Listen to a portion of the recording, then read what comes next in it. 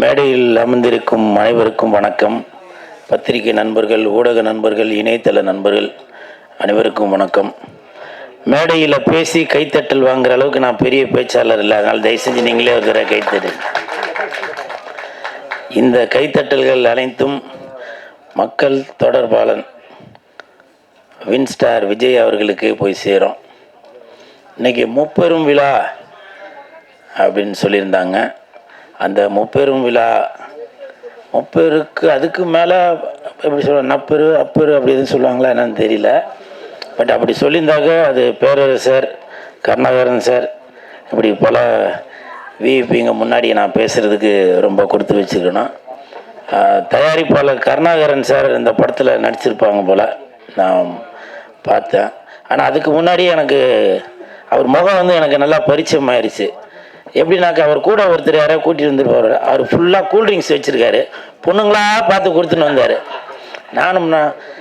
நானே போய் வாலண்டியாக வேறு பேச்சு வேறு கொடுத்தேன். அப்போ கூட கூல்ட்ரிங்க்ஸ் குடிக்கிறீங்களா தம்பின்னு கேட்கல, கூல்ட்ரிங்க்ஸ் கடை வச்சுருக்கீங்களா அப்படி சார். ஒரே கூல்ட்ரிங்க்ஸாக இருந்துச்சு. கூல் சுரேஷ்க்கு கூல்ட்ரிங்க்ஸ் கொடுக்கல. இதனால் நன்றி கருணாகரன் சார்.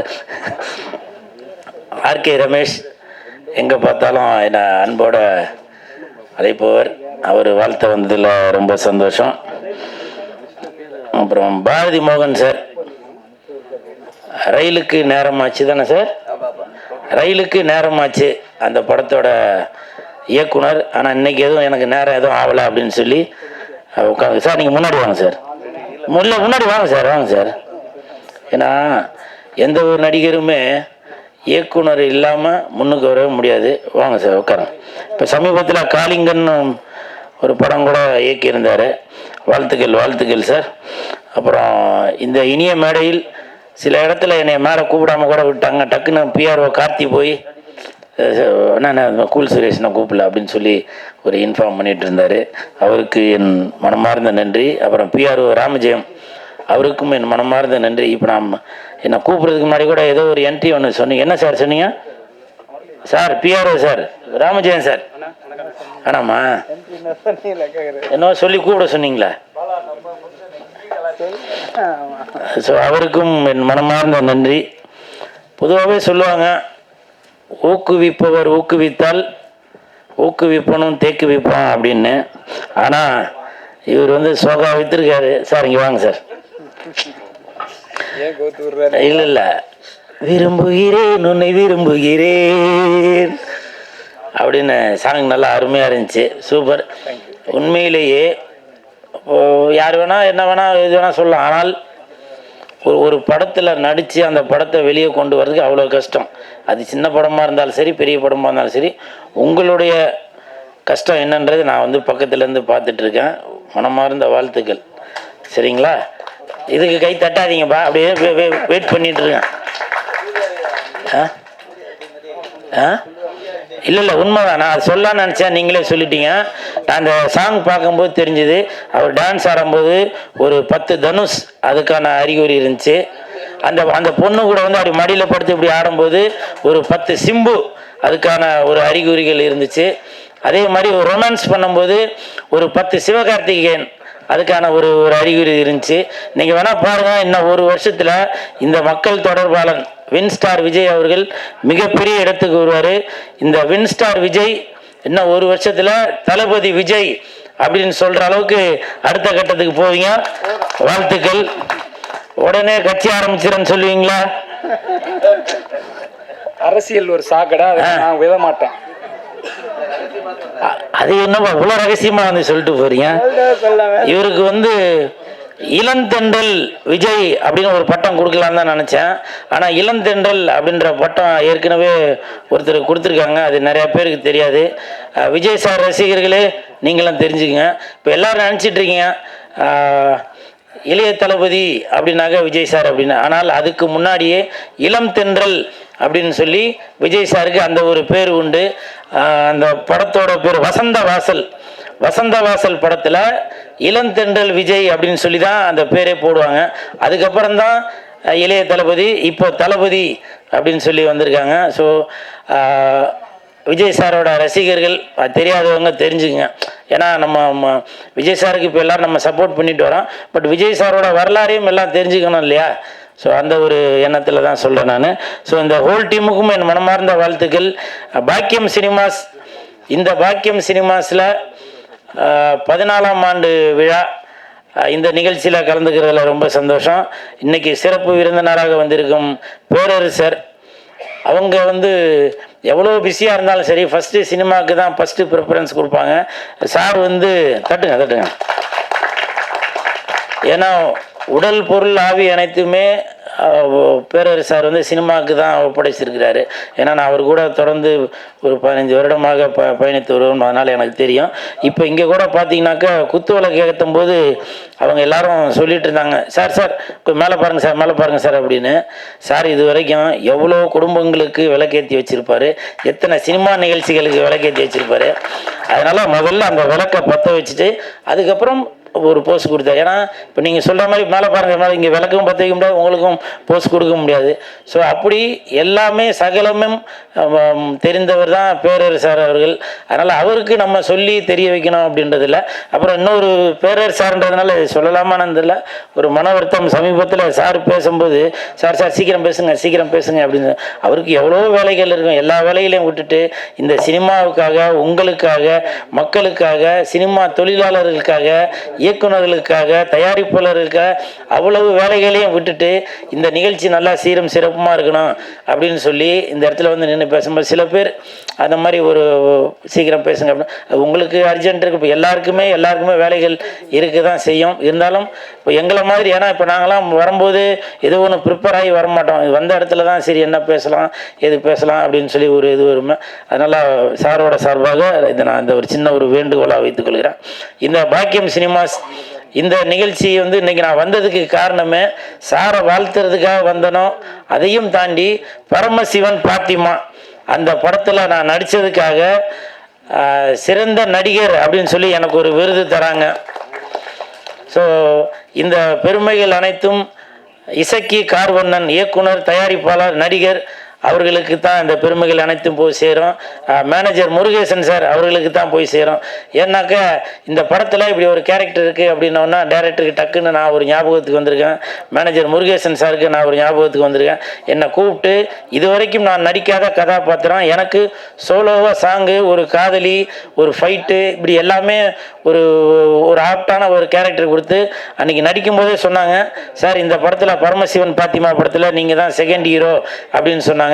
அவர் சொன்னது உண்மையாக பலித்து விட்டது. இன்னைக்கு இந்த பிரசாத் லேப்ல பாக்கியம் சினிமா சார்பாக பரமசிவன் பாத்திமா படத்தில் சிறந்த நடிகர் கூல் சுரேஷ் அப்படின்னு சொல்லி பட்டம் வாங்குறது, ஒரு அவார்டு வாங்குறது, பேரரசார் கையில் வாங்குறது, இது எனக்கு மிகப்பெரிய சந்தோஷம். எதுக்காக பேரரசார்னு எழுதி சொல்கிறேன்னா, பேரரசார் இப்போ சமீபத்தில் அதாவது திருப்பாச்சி, அதுக்கப்புறம் விஜய் சாருக்கு ஒரு ஆக்ஷன் அப்படின்னு சொல்லி ஒரு ரேஞ்சுக்கு போனார். அதுக்கப்புறம் திருப்பதி, இப்படி பல முன்னணி நடிகர்களை வைத்து இயக்கிய ஒரு பெரிய இயக்குனர். அவர்கள் கையால் நான் அவார்டு வாங்குகிறேன் அப்படின்றப்ப எனக்கு மிகப்பெரிய சந்தோஷம். இந்த பெருமைகள் அனைத்தும் வின்ஸ்டார் விஜய் அவர்களுக்கு போய் சேரும். மனமார்ந்த என் நன்றியை தெரிவித்துக் கொள்கிறேன். இன்னும் பல விருதுகள் உங்கள் கையால் இருந்து நான் வாங்கணும். அதுக்கு நீங்கள் பொதுமக்கள், ரசிகர்கள், பத்திரிகையாளர்கள் எல்லாருமே சப்போர்ட் பண்ணணும்னு மனதார கேட்டுக்கொள்கிறேன். நன்றி. தங்கச்சி அக்கா அவங்களுக்கு ஜெயா, ஸ்ரீலங்கா ஜெயா அவர்களுக்கு என் மனமார்ந்த நன்றி. அப்புறம் இப்போ தமிழ் தாய் வாழ்த்து பாடும்போது எனக்கு இது புதுசாக இருந்துச்சு. தமிழ் தாய் வாழ்த்து பாடும்போது ஒரு குறிப்பிட்ட அளவு தான் பாடுவோம். ஆனால் அந்த தங்கச்சி கொஞ்சம் அந்த இதெல்லாம் சேர்த்து பாடினீங்க, அது எனக்கு விவரம் தெரியல. உடனே நான் பேரரசு சார்கிட்ட தான் கேட்டேன், கைத்தறல் கொடுங்க. ஏன்னா தமிழ் பாட புத்தகத்திலே அது பாதி தான் இருக்குது, அது போக போக அப்படியே சுருக்கிட்டாங்க.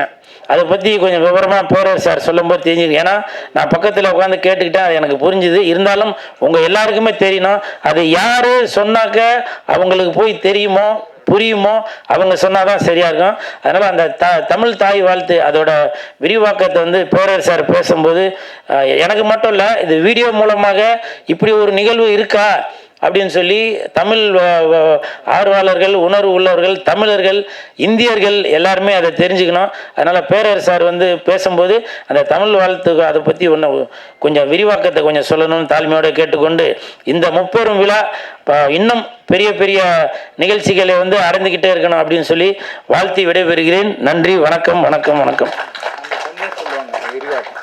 இல்லை அவங்க இந்த மேடையில் பேசுகிறது கொஞ்சம் பதட்டமாக இருக்குது. ஏன்னா திராவிட முன்னேற்ற கழக பேச்சாளர்லாம் இங்கே இருக்காங்க. ஆமாம், அப்புறம் பிஜேபியில் மேடை பேச்சாளர்களும் கண்மணி அவர்களும் இங்கே இருக்காங்க. ஏடிஎம்கில் வரல, ஏன்னா பிஜேபி வந்தாலும் ஏடிஎம்கே ஒன்று தான் அப்போது. அதனால் ஏடிஎம்க்கு வரணும் அவசியம் இல்லை, பிஜேபி வந்துருக்கு. ஆமாம்,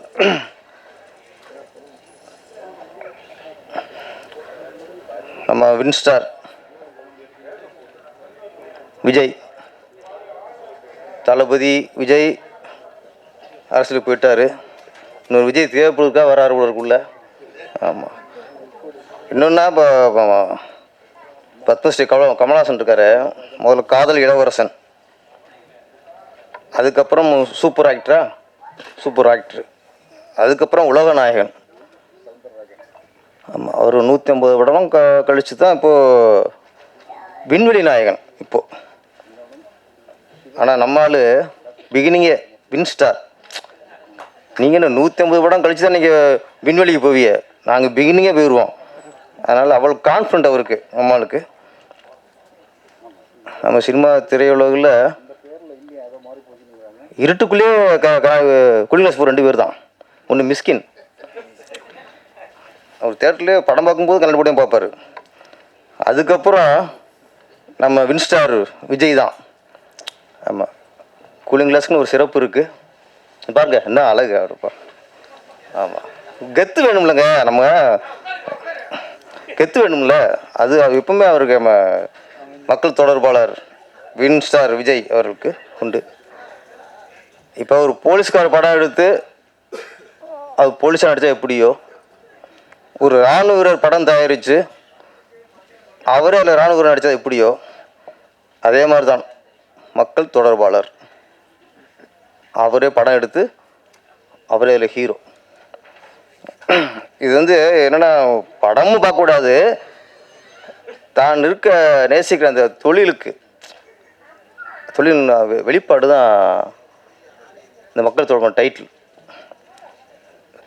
அது என்ன கேரக்டர்னு தெரியல நம்மளுக்கு. ஃபஸ்ட்டு போலீஸா இல்லை வாலிபால் பிளேயரா இல்லை ப்ளே பாயா. இந்த சாங்ஸ் நல்லா இருந்துச்சு உண்மையிலே. விரும்புகிறேன் சாங் ரொம்ப நல்லா இருந்துச்சு.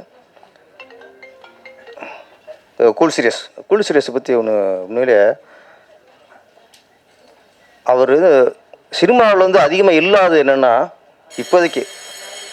ஆனால் 5 நிமிஷம்ண்ணே, நான் பேசும்போது தான் எல்லாமே வரும். பெல் அடிப்பாங்க, சீக்கிரம் முடின்னு சொல்லுவாங்க. அவர் விசுவாசம், அதான் 2 இல்லாது. ஒன்று கதை, இன்னொன்று விசுவாசம். இப்போ அதிகம் சினிமா இல்லாது. அவர் எங்கேயுமே சந்தானத்தை விட்டு கொடுக்க மாட்டார், சிம்பு விட்டு கொடுக்க மாட்டார். ஏன்னா அது ஒரு நன்றி உணர்வு. அதுமாதிரி இந்த ஸ்டேஜ் சொல்லும்போது என்னோட பரமசிவனும் பாத்திமா படத்துக்கு அவர் சிறந்த நடிகருக்கான விருது கிடச்சிருக்கு. அதுக்கு நன்றியை இந்த மேடையில் இயக்குனருக்கு சொல்கிறார். என்ன இப்போ ஒரு இசக்கி கார்வணனுக்கு ஒரு இயக்குனருக்கு நன்றி சொல்கிறார். அது என்னென்னா, இன்றைக்கி வந்து யார் என்ன விருது வாங்கினாலும் சரி, யாரும் டேரக்டர் நினைக்கிறதே இல்லை. இப்போது தன்னோட நடிப்புக்கு கிடைச்ச விருது அந்த இதாக இருக்காங்க. விட அந்த நடிப்பு எந்த படத்துக்காக, எந்த கதைக்காக, அந்த கதையை எழுதுனது யார், அது வசனம் எழுதுனது யார், நம்மகிட்ட அந்த நடிப்பை வாங்கினது யார், அது இல்லை. என்னோட ஒரு படம், அதில் ஒரு வில்லன் நடிகருக்கு சிறந்த தமிழ் மாநில விருது கிடச்சிது. கலைஞர் கையால் அவர் வாங்குகிறார். மாநில விருது கிடைக்கிறது ஒரு சிறப்பு, கலைஞர் கையால் வாங்குறது அடுத்த சிறப்பு. நல்ல விஷயம் தான். அவருக்கு விருது கிடச்சிது, பத்திரிக்கையிலலாம் சந்தோஷம் வெளிப்படுத்தினார், கலைஞர் கையால் விருதும் வாங்கினார். அந்த படத்தை இயக்குனரான எனக்கு ஒரு ஃபோன் பண்ணி அந்த ஒரு நன்றி சொல்ல வேணாம், அந்த சந்தோஷத்தை கூட பகிர்ந்துக்கலை. இன்றைக்கி குடிசை பேசும்போது தான் எனக்கு இப்படியும் நடிகராக இருக்காங்க போல இருக்கே, நமக்கு சிறந்த நடிகர் விருது கிடைச்சா அந்த டைரக்டருக்கு நன்றி சொல்லுவாங்க போல இருக்கே அப்படிங்கிற ஒரு அதிசயமாக தான் உங்களை இன்றைக்கி குல்சுரேஷை நான் பார்த்தேன். குல்சுரேஷ் நன்றி உங்களுக்கு. ஆனால் நன்றிங்கிறது நன்றியில் தான் வாழ்க்கையில் முன்னேற முடியும், வளர முடியும். நன்றி. உட்காருங்க. இந்த பாக்கியம் மாத இதழ் 14வது வருடம். ஏன்னா அதே பெரிய சாதனை. அவர் ஒரு பெரும் பணக்காரர் இல்லை, ஒரு பெரிய அரசியல் பின்னணி இல்லை, பெரிய நடிகர் இல்லை, பெரிய இயக்குனர் இல்லை. பெரிய நடிகர்கள், பெரிய இயக்குனர்லாம் பத்திரிக்கை ஆரம்பிச்சிருக்காங்க, இவ்வளோ தூரம் நடத்த முடியல. ஆனால் ஒரு 14 வருஷம் கடந்து இன்றைக்கி பத்திரிக்கை நடத்திக்கிட்டு இருக்காரு. அதுவே மிகப்பெரிய சாதனை. இன்னொன்று பத்திரிக்கை தொடர்பாளன் மக்கள் தொடர்பாளன். இந்த படத்தில் அவர் ஹீரோங்கிறது இன்னார்தான் நடிக்கலாம் அப்படின்னு இல்லை, கதைக்கு ஏற்ற கதாபாத்திரத்தை நம்ம ஏற்றுக்கணும், அவ்வளோதான். அதுக்கேற்ற நடிப்பை கொடுக்கணும், அவ்வளோதான். அதை கரெக்டாக பண்ணிட்டாலும் மக்கள் நம்மளை ஏற்றுக்குவாங்க. இது மாதிரி இவருடைய தன்னம்பிக்கை தான் இந்த படத்தில் அவரே கதாநாயகன் நடித்து இன்றைக்கி ஒரு விழா எடுத்திருக்கிறாரு. அண்ணன் கருணாகரன் அண்ணன் அவர் நடிச்சிருக்காங்க, மேடம் கண்மணி மேடம் எல்லோரும் வாழ்த்திருக்காங்க. எல்லாருடைய வாழ்த்தும் அவரை வெற்றியடைய வைக்கும். குறிப்பாக இலங்கையிலிருந்து ஜெய மேடம். ஏன்னா இலங்கை தமிழர் இருக்காங்களே, இலங்கை தமிழர்கள் பேசினாலே கவிதை மாதிரி இருக்கும். ஆனால் அவங்க இன்றைக்கி கவிதை வாய்ச்சாங்க, சொல்லணும், அவ்வளோ அழகாக இருந்தது. எல்லாருடைய வாழ்த்துக்களோடும் இந்த மக்கள் தொடர்பு படம் மிகப்பெரிய வெற்றியடைய வாழ்த்துக்கள். நன்றி, வணக்கம்.